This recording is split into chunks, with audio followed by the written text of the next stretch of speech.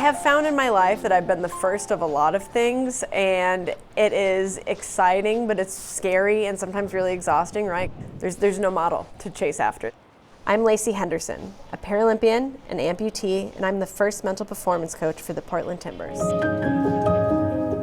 And a cancer survivor who at the age of 9 lost her right leg. Though that didn't stop her from following in her father's footsteps, eventually becoming a U.S. national champion in track and field, breaking an American record in the long jump and a world record in the pole vault. Being a woman, having a disability, being an amputee, a cancer survivor, how do you think that impacts how the team views you? It's a very straightforward way of explaining that I also have had a complex life and that I know pain and I know struggle. Good morning. At the Timbers practice pitch, Come on, guys, focus.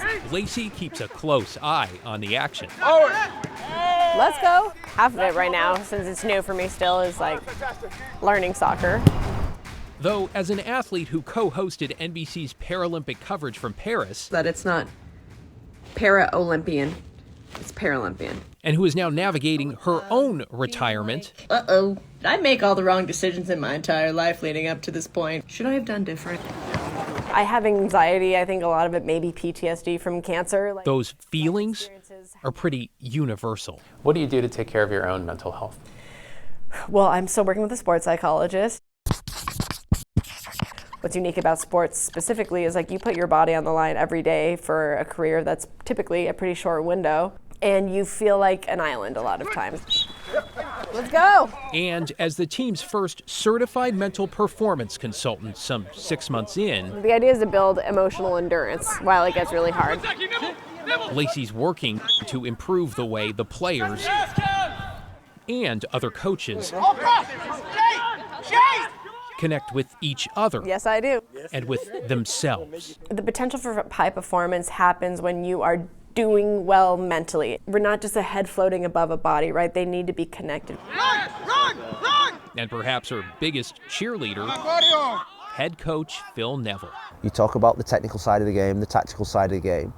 For me, that's probably only a small percentage. The mental side of the game is more important. Because he remembers what it was like to be a superstar. And at the age of 23, playing for Manchester United, what it was like to struggle. I had the talent, I had the ability, I had won games, I played at the biggest level, but I stopped having fun. I went in to see the psychologist and I was nervous. I thought I was weak. I didn't want anyone to know. Though talking about it, he says, changed the course of his career. It became not a stigma for me. It became one of my superpowers. Going to see that psychologist, I shouldn't have been embarrassed about. I think that is something that I now preach as a coach. You need to see Lacey. Yeah, todo está bien? It's almost as if you're normalizing it in a way. Literally, that is what it is. At the start, there was 1 foot in and 1 foot out, and now there is 2 feet in. Well, we'll just start where we are right now. Let's take a breath in together. In the Timbers locker room, There's nowhere to go. There's nowhere to be. Lacey guides us through a grounding exercise. The team now does this before every game to clear their minds This is your safe space whenever you need it. and focus on the moment. I get 2 minutes. I get about 2. Every now and then I'll squeeze in 3. 2 minutes? Yeah, 2 minutes can make a difference. It's not about the amount of time you spend. This is consistently showing up. So even if it's just one breath, being still, that's mindfulness. That's doing the work. That's practice. And as we head to the sidelines, What's the feeling you get when you walk out here? It's a moment of peace. we learn Lacey's new role is about much more than just performance on the pitch. I'm trying to allow the moments where an athlete can just accept where they are. Teaching the Timbers a whole new language around mental wellness At least start the conversation, maybe even change that conversation Yes, too. yep. that can help them grow and evolve, not only as players, It's a balance, it's a dance. but as people. One, it's a message to the athletes that it's something they should take serious for themselves.